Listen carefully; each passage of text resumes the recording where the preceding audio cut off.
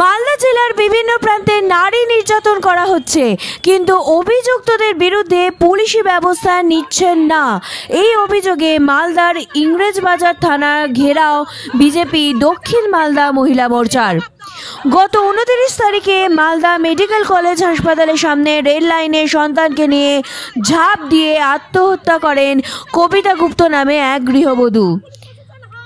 শ্বশুরবাড়ির বিরুদ্ধে পারিবারিক নির্যাতনের অভিযোগ ওঠে, সেক্ষেত্রে পুলিশ কোনো ব্যবস্থা নিচ্ছেন না। মৃতের পরিবারও সামিল এই বিক্ষোভে। মহিলাদের জন্য সুরক্ষার জন্য মহিলা মোর্চা লড়ছে, লড়বে। আরে মুখ্যমন্ত্রীকে জানাই ঠিক ঠিক ঠিক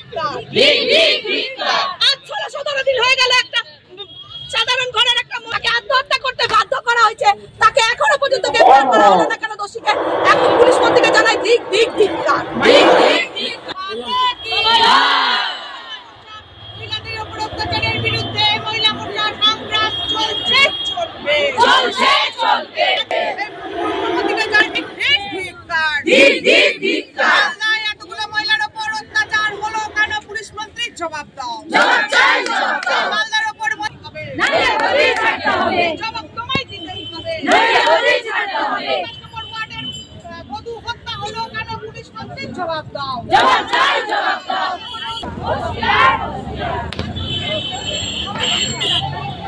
হ্যালো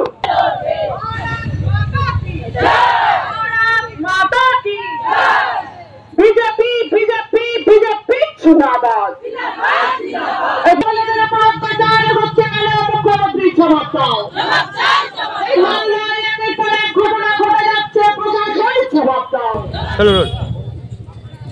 কেন থানা ঘেরাও করেছেন, কি কর্মসূচি নিয়েছেন? কর্মসূচি আপনারা তো দেখতে পাচ্ছেন সারা রাজ্য জুড়ে যে মহিলাদের উপর কিভাবে অত্যাচার হচ্ছে। অত্যাচারের যখন প্রতিকার চাইতে যাওয়া হচ্ছে পুলিশ প্রশাসনের কাছে, কিন্তু প্রতিকার আমরা পাচ্ছি না, কেউই পাচ্ছে না।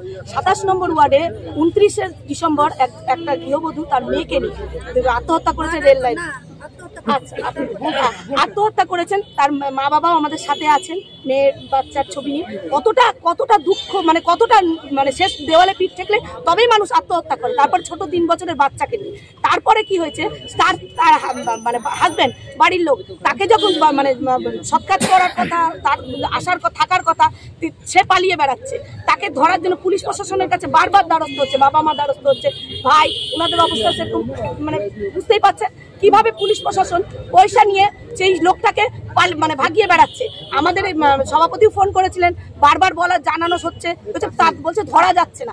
পুলিশ ধরতে পারবে না বললেই হলো যে ধরতে পারছে না? এর মধ্যে কত বড় রহস্য আপনারাও বুঝতে পারছেন। তার প্রতিবাদে আজকে উনার বাবা মাও এই দোষীর শাস্তি চায়, আমরাও চাই যে দোষীর শাস্তি হোক। তার প্রতিবাদেই আমাদের আজকে রাস্তায় নামা।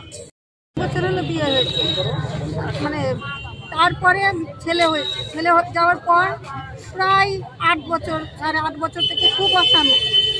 ছেলেটা হয়ে যাওয়ার 5 মাস পর থেকেই অশান্তি, খুব অশান্তি, এত অত্যাচার, এত অশান্তি। সবসময় মারধর করে নিয়েও চলে আসলাম, আবার যাওয়ার ফুসলে নিয়ে চলে গেল। নিয়ে যাওয়ার পর আবার একদিন রাত 12টার সময় দোতলা ঘর থেকে ধাক্কা মেরে দিয়ে সিঁড়ি দিয়ে মেয়ে গড়িয়ে যায়।